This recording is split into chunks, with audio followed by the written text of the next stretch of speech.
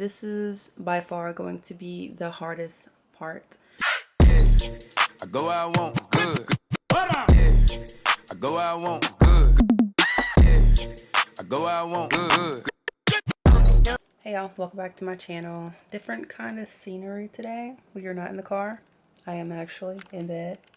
It is Monday, March the 23rd, and this is my attempt to remember to pick up my camera and not wait a whole 3 months to give y'all an update.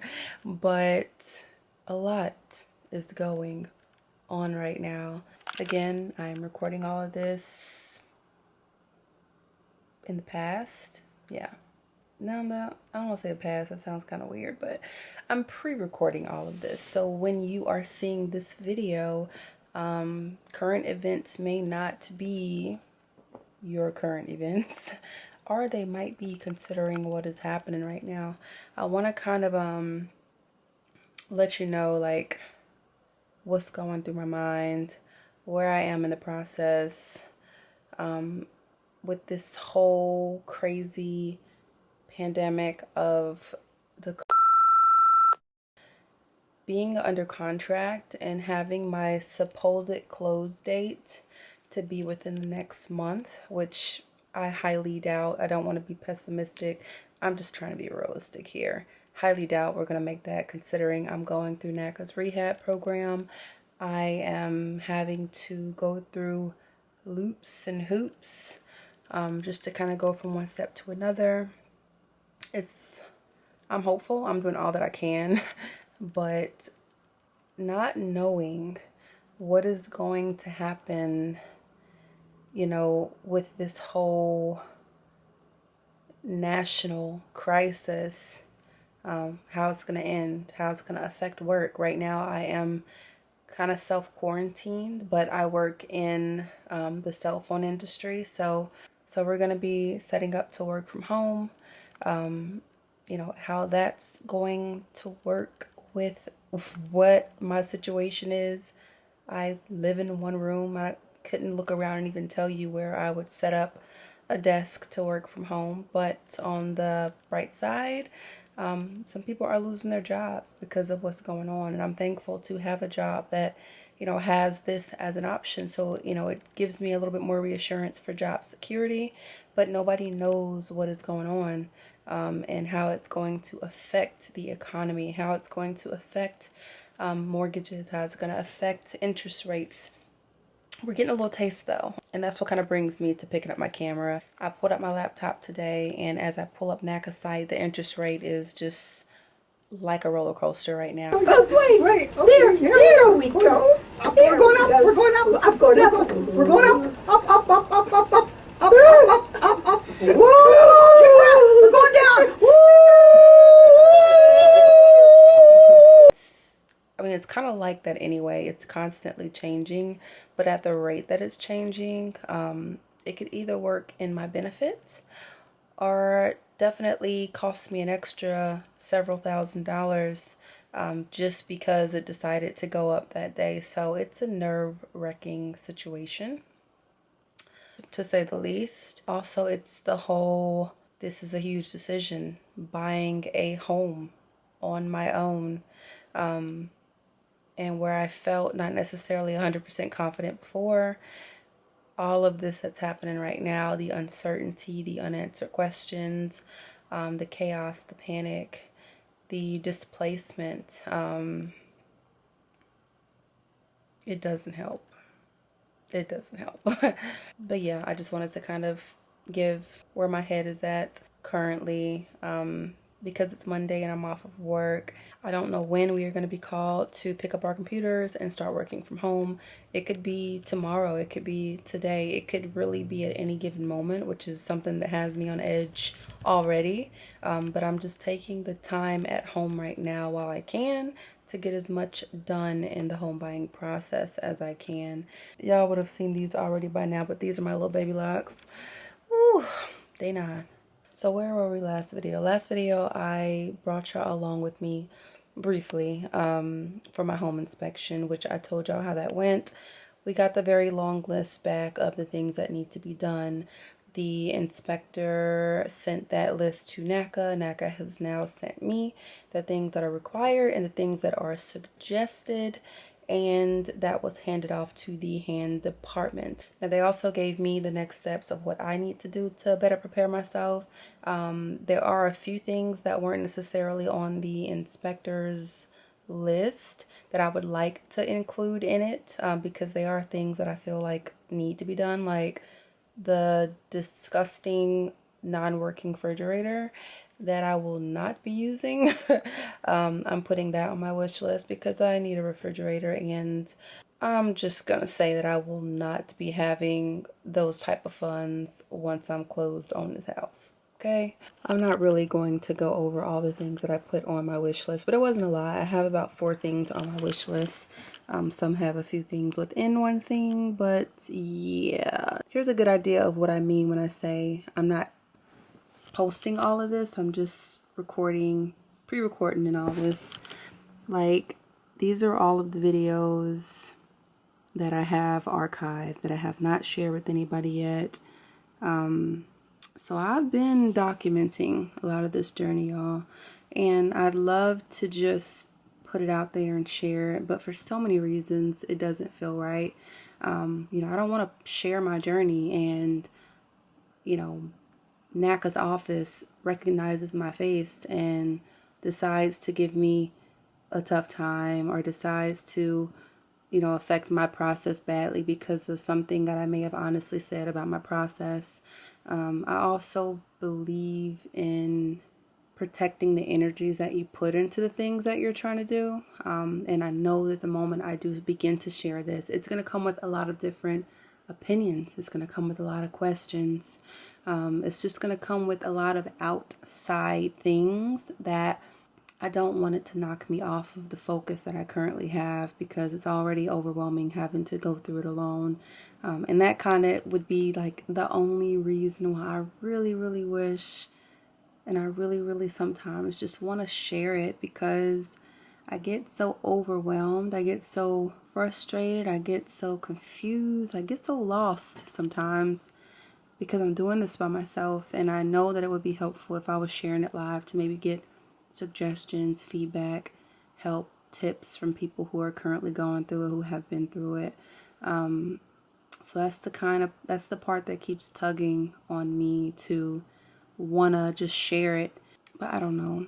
It just doesn't feel like the time right now. So we're just gonna keep it archived. You know, when I do decide to share it, hopefully it helps somebody else down the line. And that's, you know, really the purpose of me doing so. I don't know. I'm gonna just let that be. But basically I am working on my, hopefully y'all can't really see all the details of it, but I'm basically working on my wish list right now, that I'm gonna send to NACA's hand department today. And I also am working on contacting more contractors. It is so difficult to find contractors right now. To kind of show y'all on the NACA front what I mean as far as with everything going on, if I pull up NACA's site right now and kind of refresh the screen, NACA's interest rate right now is 3.0, and that's as of today. Just last night it was at 3.37. About a week after, well, let's say about a week before that, it was like 3.62. And if you know NACA, it's normally about the 3.25-ish average.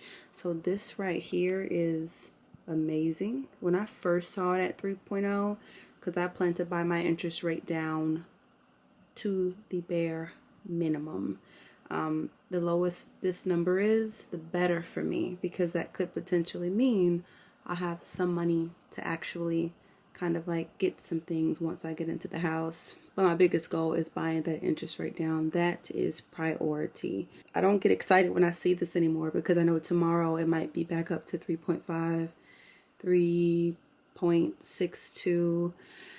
It's so rocky right now. So again, with everything that's going on, you know, it could be the best time for me to be buying a house. It could be not necessarily the worst time, but it could be very inconvenient if the interest rate does increase. So I'm just watching this like a hawk, and I'm just doing what I can. doing what I can to be prepared, you know. Even NACA's got, you know, their alerts and what they're doing in the wake of everything that's going on. They're still open, but not really taking inside clients unless absolutely, you know, necessary. I mean, my responses with my mortgage counselors have always been kind of delayed anyway. I wonder if there aren't as many clients inside, you know, for hours taking up their attention. Does this mean that the responses would be quicker? Really hasn't been, if I'm being honest, but you can only hope. The last thing I want to show y'all is how my file changed. I've been under house searching for quite some time, and that's been checked off.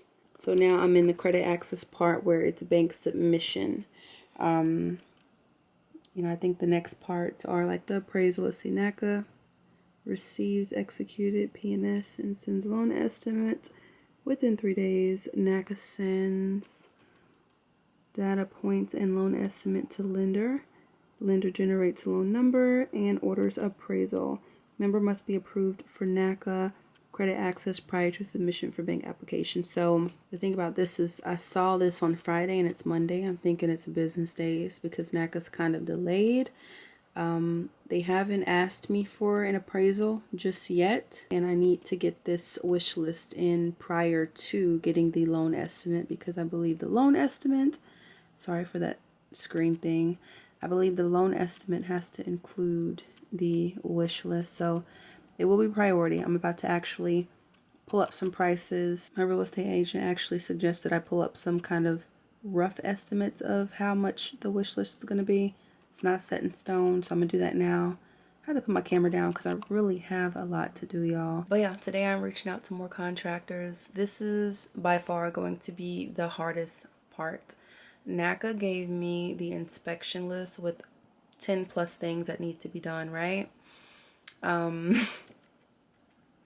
And the contractors have to be NACA approved contractors, and typically they'll give you a list of like pre-NACA approved contractors. They gave me a list with one name on it, and it was for a window treatment company. So basically I have 0 resources that are already NACA qualified. It is going to be up to me to find contractors, get quotes, then hit them with the okie doke and say, hey, you know, NACA will pay you for supplies in advance, but you won't get paid for your work until after the fact. You also have to go into their system and register, which I get it. I completely get it. It's protecting them and it's protecting me as the buyer. But contractors don't want to hear that. They don't want to hear that. And because I'm coming in the gate with 0 immediate resources, it is extremely stressful. It makes me feel like, okay, well, it doesn't just make me feel like this could be make or break. What I will do though is all that I can. Some things are just out of my control. Like I have to continue to remind myself that some of this stuff is literally just out of my control. What I am doing though is all that I can within my control to try my best so that I'm able to successfully buy this house. It's harder to get contractors on the phone right now. So many businesses and things are closed and their hours are changing, their availability is changing.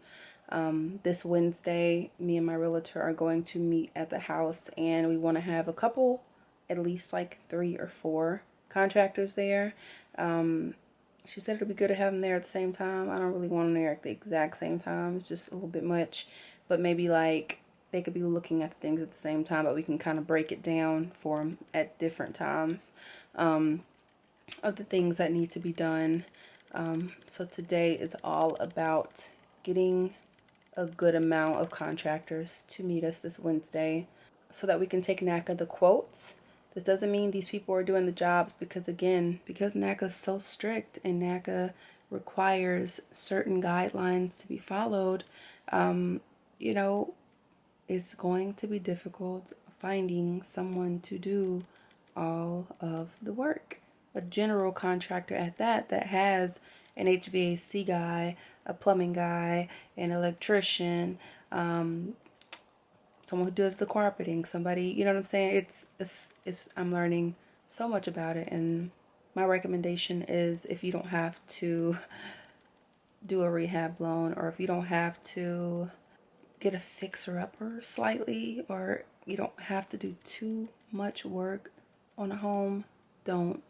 No house is going to be perfect, so you're probably going to have to get some things done. But in my particular case, a lot needs to be done before I actually am going to be able to live in it. And that's the purpose of it being priced a little bit lower, because it's a short sale. I knew the risk getting into it, but because I love the house, you know, for me, it's more of a bigger picture thing. And, you know, let's say it doesn't fall through. Let's say I don't get this house. I will feel much better knowing that I did all that I could to make it work, versus saying, oh, this is going to be a headache, I'm not going to do it at all, because this is my house that we're talking about. It's a much bigger reward, and I'm willing to go through it, you know, regardless of the outcome. But yeah, that's where I'm at today. It's all about contractors, and getting a good amount for us to be able to proceed and hopefully take a step in the right direction this Wednesday, the day after tomorrow. Thanks for watching. Even though I'm pre-recording all of this, if you're watching this, you probably are, you know, on your journey, about to embark on your journey, looking for information. So I'm still here. Definitely feel free to comment any questions that you guys have below. And I'll see you in the next video. Thank you for watching. Bye. I go where I want good. Yeah. I go where I want good. Yeah. I go where I want good.